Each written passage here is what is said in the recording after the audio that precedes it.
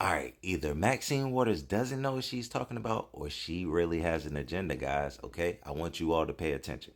I made it clear how it has to be either the CFPB or the Fed, right? But Jerome Powell, when he was grilled by the Senate, when they had a meeting, okay, he stated that the instruction for banks not to allow their consumers, right, their customers, anybody who was dealing with cryptocurrency was getting debanked at one point, guys. And I want you to know it was either because the CFPB or it was because of the Fed, okay? And the Fed chair, Jerome Powell, said it wasn't us, okay? And when I went and did my research, it is now the CFPB who was in charge of enforcing this. Okay, they are actually the enforcers. Not only are they making the laws and the policies right now in order for the banks to abide by, right, but they are actually enforcing these things. So they were telling the banks, yes, we're going to criminalize you guys if you allow your your customers, right, to purchase cryptocurrency or have any dealings. So why is that crazy? Because Miss Maxine Waters is here supporting, she's in full support of the CFPB. All right. And this is a new branch of the government that was created around 2008, guys. Mind you, around the same time that Barack was in office. Okay, so this is orchestrated. I just want you guys to know. Okay, they are trying to hold this space back so bad, but this is for entertainment purposes, educational purposes, right? Guys, please tap into the video, pay attention. There's an agenda, and it's all about stable coins. It's all about stable coins. You have to watch video number 2. Check it out.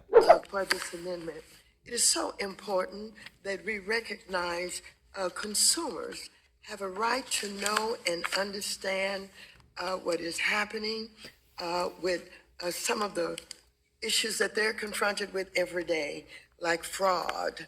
And they need some place that they can go to have their concerns investigated so that we can cure some of the fraudulent work and efforts by those who are attempting to just rip off the consumers. Now, I love the Consumer Financial Protection Bureau.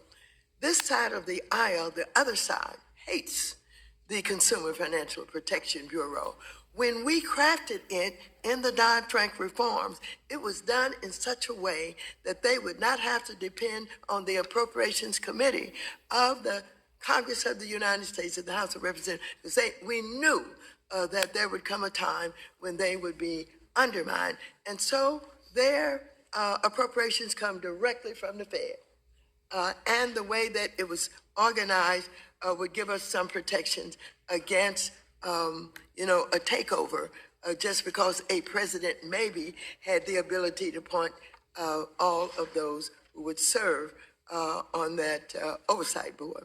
And so we have worked very hard over the years, and we have fought against attempts to undermine, attempts to wreck and destroy the Consumer Financial Bureau.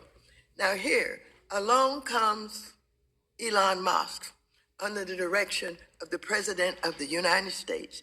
And they decided, because now Trump is the president, he would finally get and wreck and destroy the Consumer Financial Protection Bureau. Elon Musk went in with gangster move, and he took control and got the access to all of the records, told all of the employees to get out. I think they were ones that he said get out by 5 o'clock. Maybe it was 3 o'clock. But they were treated very badly. And I think that furniture was removed, and of course it was a leased building. And I think what they did was they tried to pay off the lease so that they could empty the office and put the police sign up. I mean, they really went after the Consumer Financial Protection Bureau. And so a lawsuit was filed by the union. I think it was the Treasury's union. And that went before the courts. And I want you to know, the court looked at this and looked at the history of this, and they decided that they would replace and return the workers to the Consumer Financial Protection Bureau. Now, we know that these decisions, for the most part, are temporary, and that these issues that we have where the courts intervene and, change what Elon Musk and Trump are doing in our agencies are going to have further hearings, et cetera. But for now, the courts looked at the history and all of the comments that have been made over the years and decided that they were going to return these workers. We're very pleased about that, and I want you to know that this amendment further supports the idea that consumers should have somewhere to turn when they are being ripped off. And when I sat on the conference committee of the Dodd-Frank reforms, this is one of the most significant issues that we were able to put into law. And I'm looking forward to the courts when they have the final hearings on this issue will support not only the Consumer Financial Protection Bureau as it was envisioned in the Dodd-Frank reforms, but they would do it in such a way that would have Trump and Elon Musk understand you stepped over the line on this. You went too far. They are in law. This is something that you can't do with your executive order. So thank you, Ms. Tlaib, for backing us up with this amendment to make sure that the Consumer Financial Protection Bureau is protected. And I yield back the balance of my time. Gentlewoman, yield.